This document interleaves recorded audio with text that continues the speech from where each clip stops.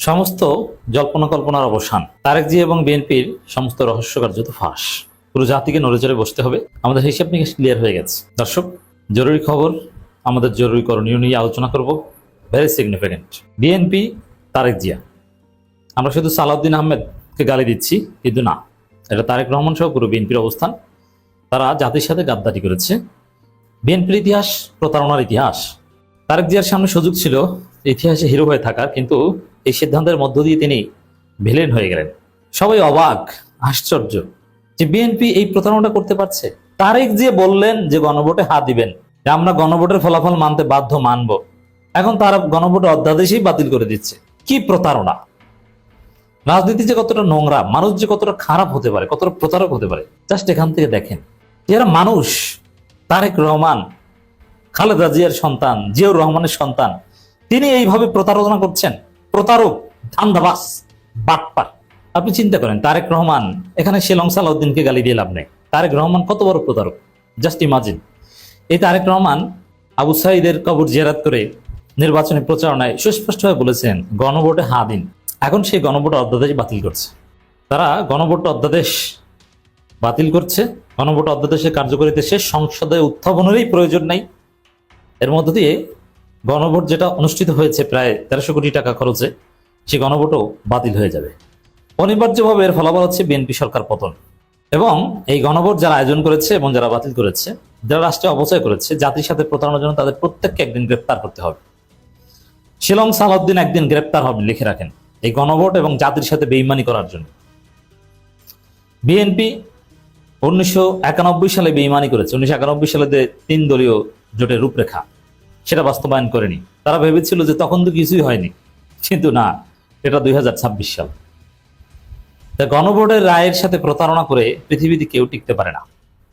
অনিবার্যভাবে BNP সরকারের পতন হবে এবং বিএনপির বিচার হবে গণভোটের সাথে এই প্রতারণা করার কারণে।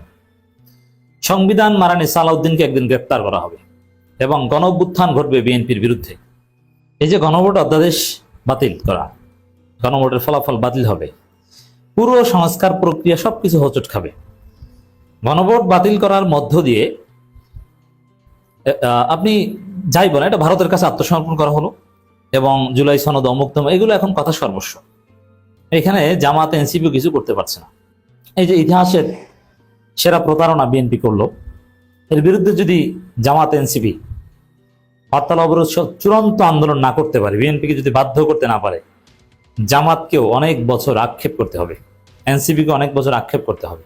হ্যাঁ, তরুণ প্রজন্ম আর একটা বিপ্লব ঘটাবে। আমার কাছে যেটা মনে হচ্ছে যে বাংলাদেশের কোনো সমাধান সংসদে হবে না, আলাপ আলোচনার মাধ্যমে হবে না, কোনো ঐকমত্য কমিশন, কোনো কিছুর মাধ্যমে বাংলাদেশের চূড়ান্ত গন্তব্যে পৌঁছানো যাবে না। বাংলাদেশের সবকিছু ঘটাতে হবে রাজপথে, বিপ্লবী স্টাইলে। রাজপথেই বাংলাদেশের সমাধান। এবং যদি কোনোদিন অদূর ভবিষ্যতে গণঅভ্যুত্থান বা কোনো বিপ্লবের পর বাংলাদেশে একটা বিপ্লবী সরকার গঠিত হয়, ওই বিপ্লবী সরকার যদি সবকিছু ইনস্ট্যান্ট বাস্তবায়ন করে দেয় এবং সেগুলো যদি পরিবর্তন অযোগ্য করা হয়, তখন হয়তো ভালো কিছু হবে। কিন্তু স্বাভাবিক প্রক্রিয়ায় বাংলাদেশকে ভারতের ফাঁদ থেকে বের করা যাবে না। এই যে গণভোট অধ্যাদেশ বাতিল, এই যে প্রতারণা, এটা নেপথ্যে ভারত। পুরো বিএনপি এর এই গণভোট অধ্যাদেশ বাতিলের পক্ষে। বিএনপির যদি কেউ হিরো হতে চান, ইতিহাসে হিরো হতে চান, তাহলে বিএনপির এই প্রতারণার বিরুদ্ধে কথা বলেন, আপনি হিরো হয়ে যাবেন। এখানে জামাত, এনসিপির হাতে হাজারো ইস্যু, কিন্তু তারা কাজে লাগাতে পারছে না। তবে জনগণ ফুঁসে উঠবে, তখন সবাই কাজে লাগাবে। কিভাবে কি হবে কেউ টের পাবে না। প্রকৃতি বিএনপির উপর নির্মম প্রতিশোধ নিবে। দর্শক, প্রথমেই যে এই গণভোট অধ্যাদেশ বাতিল করার এই সিদ্ধান্তের তীব্র প্রতিবাদ জানাচ্ছি। পুরো বাংলাদেশ ফুঁসে উঠছে, জুলাই বিপ্লবীরা ফুঁসে উঠছে, সবাই আপাতত ফেসবুকে প্রতিবাদ করছে, কিন্তু রাজপথের কোনো কর্মসূচির খবর আমরা এখনো দেখিনি। কিন্তু আমরা বলতে চাই যে গণভোট অধ্যাদেশ বাতিলের প্রতিবাদে জামাত, এনসিপি কি করে জানি না, তবে কোনো না কোনো প্ল্যাটফর্মের উচিত রাজপথে বিক্ষোভ মিছিল ডাকা, প্রয়োজন হলে হরতাল, অবরোধ দিন। অঙ্কুরেই এখনই যদি আপনারা ব্যবস্থা নিতে পারেন, তাহলে ভালো কোনো ফলাফল আসতে পারে। কিন্তু যদি লেট করেন, 5 বছর পর হা হুতাশ করবেন, আক্ষেপ করবেন, যেরকম বিএনপি জামাত 2008 সালে নির্বাচনে অংশগ্রহণ করার জন্য 16 বছর হা হুতাশ করেছে, আক্ষেপ করেছে। এবং 2013 সালের আন্দোলন স্থগিত করা, 14 সালের 5 জানুয়ারি নির্বাচনের পর আন্দোলন স্থগিত করার জন্য 10 বছর আক্ষেপ করেছে, এক বিরাট ফান্দে পড়েছিল। এখন এই গণভোট অধ্যাদেশ বাতিল, এর মধ্য দিয়ে গণভোটও বাতিল হবে। এসব সংবিধান এগুলো দিয়ে কিছু হবে না। এবং জামাত, এনসিপি এইসব সংবিধানের বেড়াজালে আটকে তারাও তেমন কিছু করতে পারবে না। এখন বিএনপি বলবে যে না, আমরা তো গণভোট যেটা হয়েছে ওটা বাতিল করি নাই, ওই গণভোটের রায় ঠিক আছে, কিন্তু গণভোট আইন বাতিল করছে, কারণ গণভোট তো হয়ে গেছে। এটা আর একটা প্রতারণা। এই গণভোটের অধ্যাদেশ বাতিল করার মাধ্যমে বিএনপি কখনোই বলবে না যে গণভোটের যে রায় হয়েছে 70% মানুষ হায়ের পক্ষে ভোট দিয়েছে ওটা আমরা বাতিল করে দিয়েছি, এটা বিএনপি কখনোই বলবে না। গণভোট অধ্যাদেশ বাতিল করছে বিএনপি, এরপরে কোর্ট রায় দিবে যে গণভোটের ফলাফল অবৈধ, যেহেতু এটা কোনো আইনে নেই। এই সব ক্লিয়ার। তা বিএনপি আদালতের ঘাড়ে বন্দুক রেখে গণভোট বাতিল করে দিবে, গণভোটের কোনো কার্যকারিতা থাকবে না, আমরা সেই পুরনো খপ্পরে পড়ে যাব। গণভোট নিয়ে বিএনপির তো অ্যালার্জিটা কিসের? কারণ বিএনপির জন্ম তো গণভোটে, কিন্তু শুরু থেকেই তারেক রহমান সহ সবাই গণভোটের বিরুদ্ধে, যদিও মাঝখানে হায়ের পক্ষে বলেছে।